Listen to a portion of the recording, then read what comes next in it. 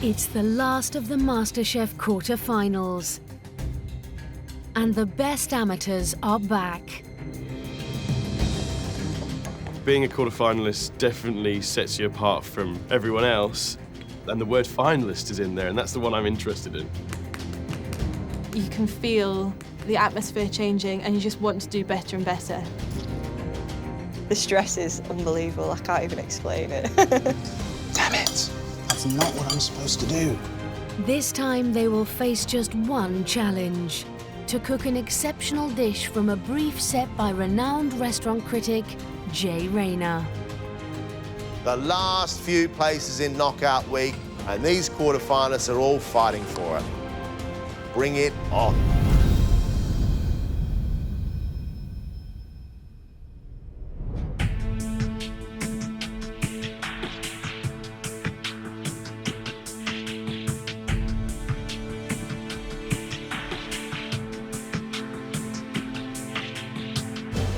Welcome back. You've been set a brief, and it's your choice to cook either a main course with aubergine as the star or a dessert that really showcases honey. That brief was set by none other than Jay Rayner. He will be in here to taste your dishes and help us judge. You have 1 hour and 30 minutes to cook us the most fantastic plate of food you've ever cooked in your life. Ladies and gentlemen, let's cook.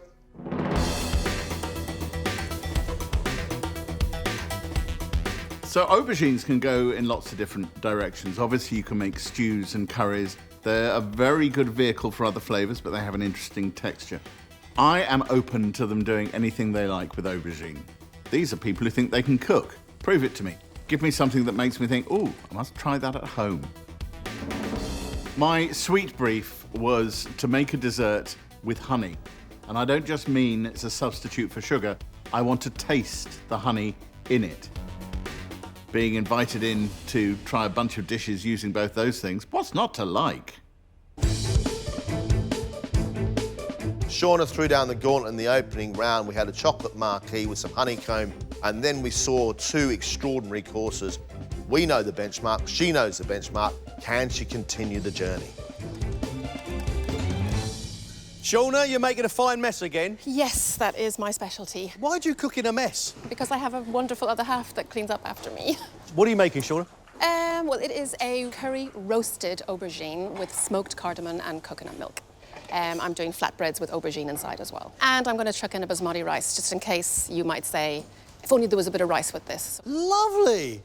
Absolutely lovely. Something you've done before? Nope. Just thought about it last night. I can do flatbreads, but I thought I've got some flesh to use, some flesh from the aubergine. I'll pop it in the flatbread and see if it makes a difference. Shauna, get on with your curry. OK, thank you. I'm pushing myself quite a bit.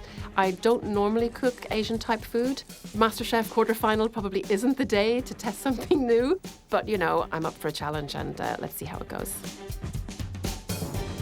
Shauna is showing off the aubergine. She's using the aubergine as a plate, as a bowl, and also inside the recipe. Aubergine inside a Thai coconut curry is fantastic. Let's just hope that Shauna gets the flavours of Southeast Asia with all that coconut milk.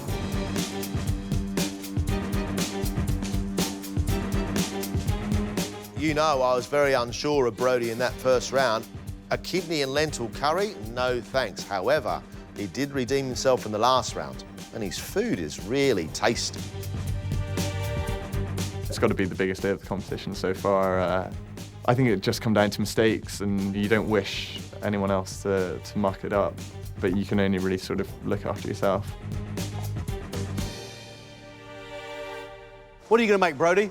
I'm making a Chinese aubergine in a spicy garlic sauce with fried rice and a pork and aubergine dumpling. Fabulous, fabulous. What is it that you love about Asian flavours? I just think it's interesting playing around with like unusual flavours, different textures. Brodie, I'm excited by this.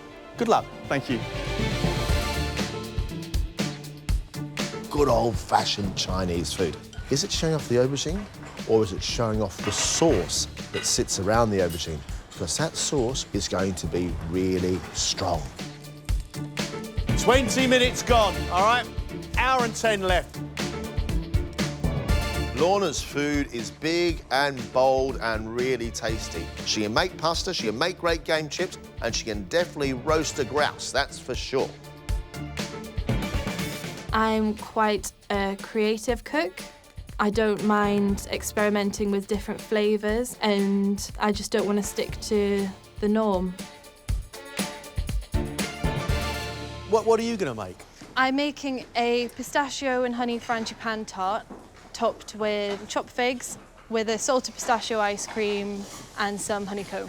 Is there enough honey in this dessert? I think so, yeah. There's honey in the frangipane. I'm going to honey the figs that are on top. There's honey in the ice cream. How did you feel about cooking for Jay Rayner? Quite terrifying. It's someone who obviously knows a lot about food and isn't afraid to tell you exactly what he thinks. So it's a daunting task.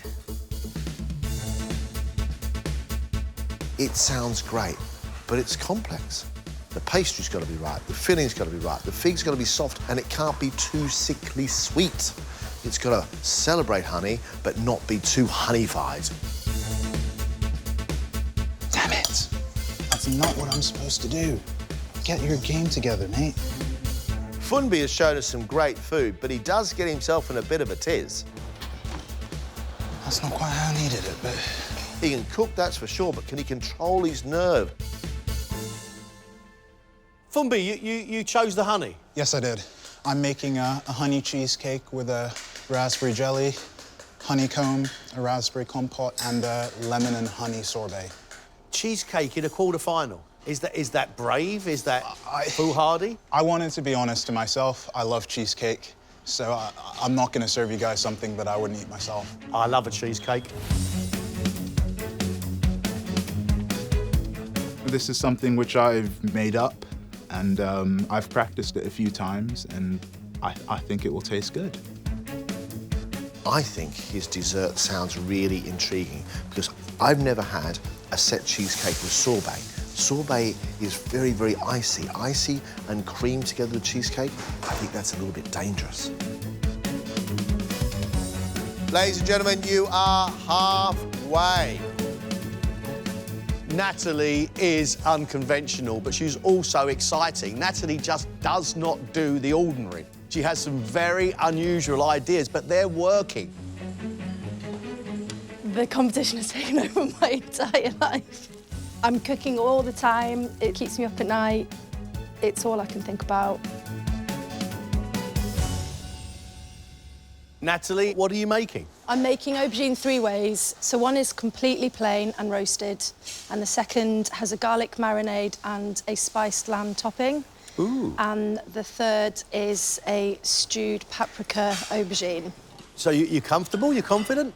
Yeah, I think my only problem is I could possibly have made it too simple, but other than that, I'm confident. You simple? That's hard to believe. Don't know what you're trying to say. It's going to be about the presentation and definition of flavour in each one of those three individual aubergines.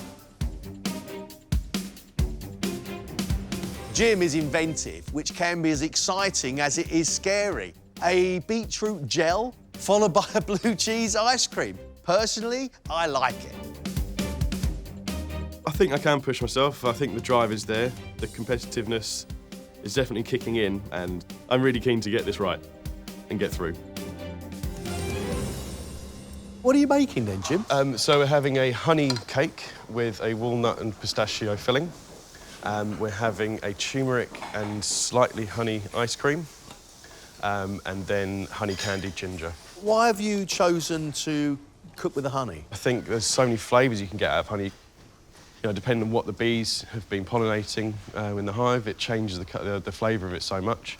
So I've tried to show that with the 3 types of honey that I'm using. Good luck, mate. Thank you.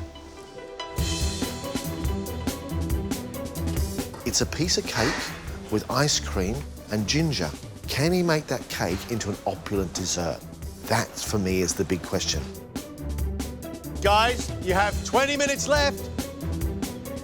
Louise is our Yorkshire farmer, John, and she cooks like it. She cooks food you would expect to find in a farmhouse kitchen. British classics. I was quite pleased with the brief for this one because I really like honey. It's a lovely thing. We have some lovely honey in Yorkshire, so I wanted to bring that in. Louise, you've chosen the honey. I just put my thumb in it. I have, yes. 3 different types of honey, 3 different flavours, 3 different things on a plate. Should be interesting. So tell me what it is you're making. I'm making some little honey and pecan cheesecakes, and I'm making strofoli, which sounds good with the Yorkshire accent. What's strofoli? Little Italian honey balls. Fabulous. And what's the third thing? Honey and lemon ice cream. Louise, I love the sound of this. Thank you. There's 4 different parts to Louise's dessert. The ice cream with the little balls and the honey syrup and the sugar candy, I think sounds wonderful. The cheesecake with the honey balls and the honeycomb also sounds fantastic. But the ice cream and the cheesecake, that's my concern. Guys, you have 10 minutes, please. Just 10 minutes. This is not working.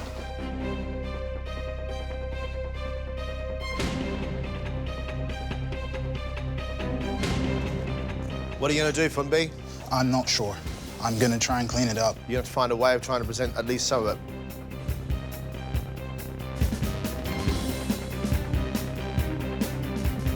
"60 seconds. That's all you have. It's your last 60 seconds.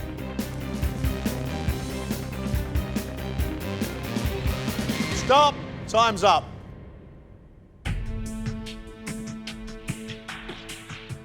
Right. Judgment time. Ladies and gentlemen, Jay Rayner. Jay. Gentlemen. Lorna, we're ready for you. First up is copywriter Lorna, who's cooked an orange blossom honey and pistachio frangipan tart, topped with honeyed figs, served with salted pistachio ice cream, crystallized rose petals, and honeycomb. Wow. You've got a lot done here. And I have to say, I think that's rather pretty.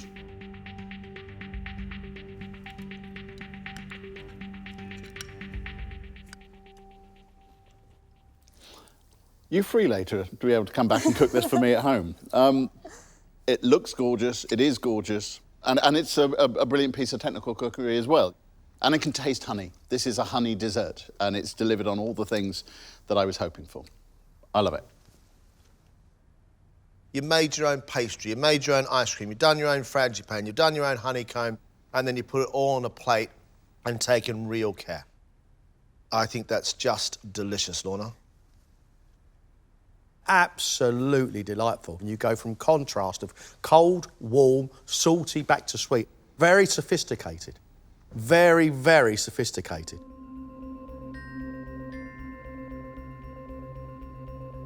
To get feedback like that from the 3 judges was just out of this world amazing. Like, such an incredible feeling. That's phenomenal, well done. Thank you, thank you.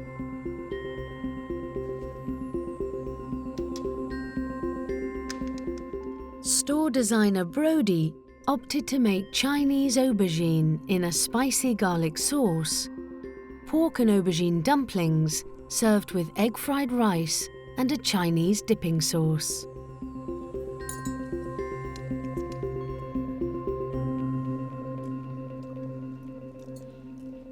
As a way of representing aubergine, I congratulate you. Actually, if I'm honest, I would have not bothered with the dumplings at all, and just done a really big bowl of that aubergine curry and fired it up a little bit more. You know how in that first round I didn't like your food very much? I love this. I really like the flavours inside that aubergine. I'm with Jay. I think you could turn it up a notch. You get a bit more chili heat, but the flavours, yeah, I like it a lot, Brody. I would clean the whole of that up, mate. Well done, great flavours. I feel quite shocked, really. It was, really nice to get some positive feedback. They all seemed to enjoy it. I wish I'd made it a bit spicier.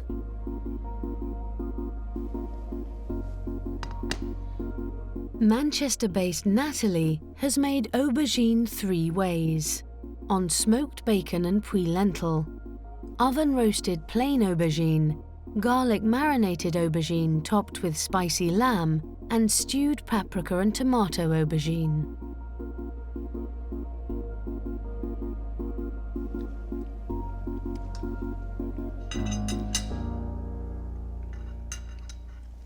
I'm afraid the plain roasted one at the far end here is just a bit dull. So it's the one you've roasted with tomatoes and the puy lentils where all the action is. But even that could have done with a heftier hand on the seasoning. Okay. I don't think the lamb has really communicated anything to the aubergine, or if it was, the aubergine wasn't listening. They're still a bit too separate. Sorry. I really like the one with the paprika. Rich, sweet and sharp and smoky bit of aubergine is really, really lovely. I'm not a fan of the plain roasted aubergine. Your lentils are cooked very, very nicely, but the lentils aren't supposed to be the star of the show. It's the aubergines that are supposed to be the star of the show. I think 2 of those aubergines, the plain one and the lamb one, aren't great. The one on the right tastes fantastic. Sweet of tomato, a little bit of heat of paprika. Very, very good indeed. I am feeling a bit disappointed. It was a lot harder than I thought it was going to be. It wasn't entirely bad, but I could have done better.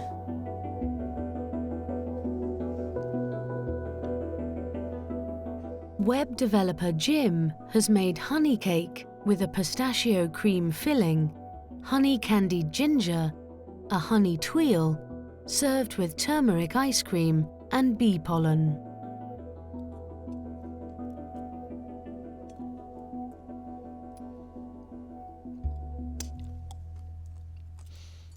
It's not a bad bit of baking. The main problem for me is I can barely taste the honey. It's meant to reach my inner Winnie the Pooh, and he's still sleeping, I'm afraid. Is there not honey in the ice cream? There is supposed to be, but I failed to put it in before plating. I've never had turmeric ice cream before. If I'm going to have it again, I'll put honey in mine, I think. Your cake needs to be soaked in some syrup so it becomes more soft and more luscious, because the cake itself is too dry. I really like your cake, and the honey creeps. It's not evident at first bite, and that's it then after that, because you've got a tuile that doesn't snap, it bends, and your ice cream has no sweet in it at all. It's actually bordering on unpleasant, I'm afraid, Jim. I was really happy that Greg liked the cake. That, I think, might be my saving grace. So, I don't know. I'll have to see.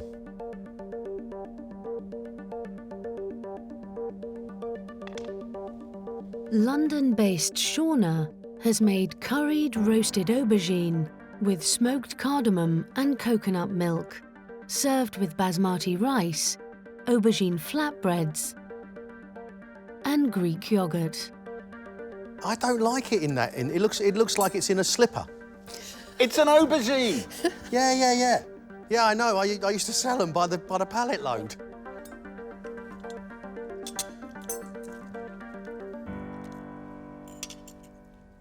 I think that's delicious. It's powerful, it's in your face. There's some real burn back there. They might whinge, I don't know. But I think that's a serious piece of aubergine cookery, and you haven't tried to reach for something else to dress it up. Thank you. I can't say I don't like it, but I'm not excited by it. I found I'm eating some curry and some rice, and that's it. I'm with Jay on this one. I think it's delicious. Absolutely delicious. The flavours in there are wonderful. The textures as well. And I love the way the sweetness then builds into saltiness and finishes in spice. I think it's divine. Oh, wow, that was a bit of a shocker. Yeah, really happy. If Jay Rayner liked it, then I must have done something okay.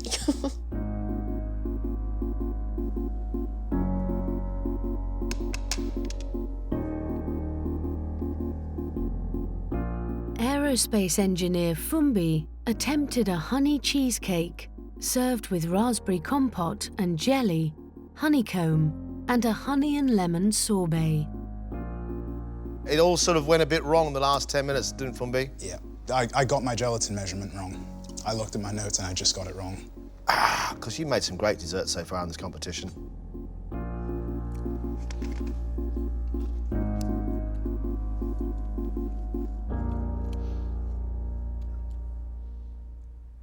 I'm happy to close my eyes, not look at what it looks like, and tell you that it's delicious. I know I could clean a plate of this very, very easily. The flavour of honey is really, really there. It's not subtle, it's not delicate, but it's delicious. One thing is evident, and that is the majesty of honey. It's running through every single part of this dish. I'm so upset it didn't turn out. I don't know who's more upset here, me or you. We have got probably the most divine flavoured puddle I've ever experienced. I'm very frustrated because it all boiled down to a maths error, and I'm an engineer. I should be good at maths.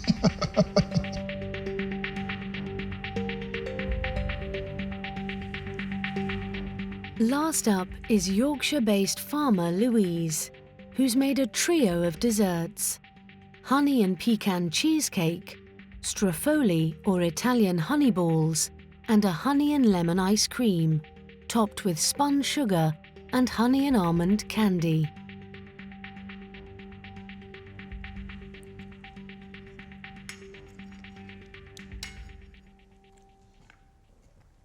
This delivers on the brief in the sense that I can taste honey at all points. But the issue, I'm afraid, is that I think your cheesecake is overbaked. Okay. And your honey balls are a bit tough. Okay. The flavours are all there, but it's just toughness. Okay. The honey balls haven't taken up that honey syrup and become sweet and soft and giving.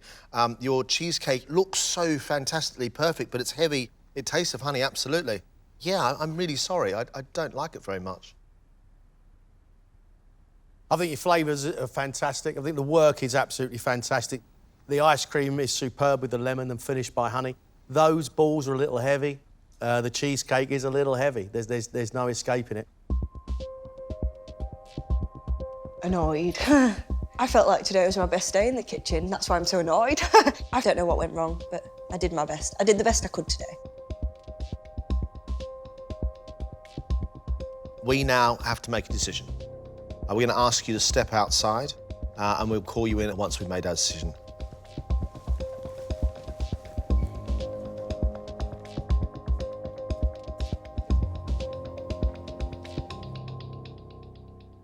For me, a star cook today, absolutely outstanding, and that has to be Lorna.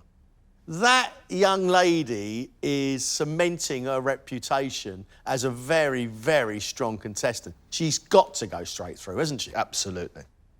We've disagreed over Brodie throughout this competition, but today, me, you, and Jay just could not stop digging into his Chinese aubergine dish. Was just superb, John. For me, Brodie should go straight through a knockout week. There was one person today who really tripped up, and that was Jim. He forgot to put the honey in the turmeric ice cream. His tweel didn't work out properly. The cake was dry. Jim's got to go. Natalie made a trio of aubergines, and all three of us only liked one of them. Natalie was really disappointing, and the dish, it didn't look right, it didn't taste right, and that's a real shame. There's one person for me that absolutely stood out and really surprised me, but I don't think you felt the same as me and Jay, and that was Shauna. I mean, I was gobsmacked by the flavours that Shauna had reproduced inside that aubergine. For me, the flavour of the curry wasn't right. John wasn't 100% happy with the dish, and, you know, he carries a lot of weight, and I would be, truly gutted if I went home, but obviously, you know, whoever deserves it the best will stay. Fumbi, the honeycomb with the sorbet and the cheesecake was delicious. However, his cheesecake didn't set. We know Fumbi can do desserts. It's really frustrating when something like this happens, it really is.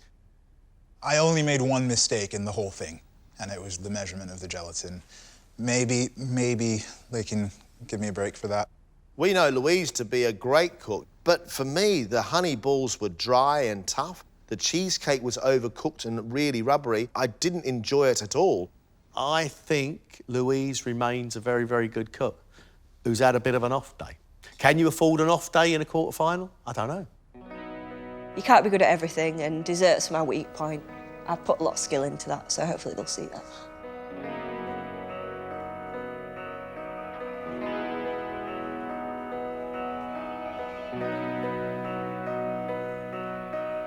A fantastic quarter-final, and I think a great brief. The first contestant going through to knockout week is Lorna. Well done. The second contestant going through to knockout week is Brodie. Congratulations. The third person going through to knockout week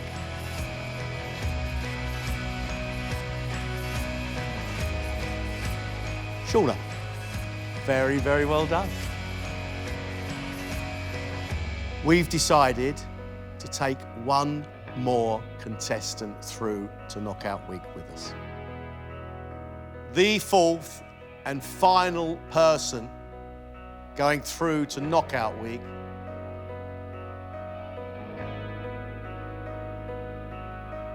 is Fumbi.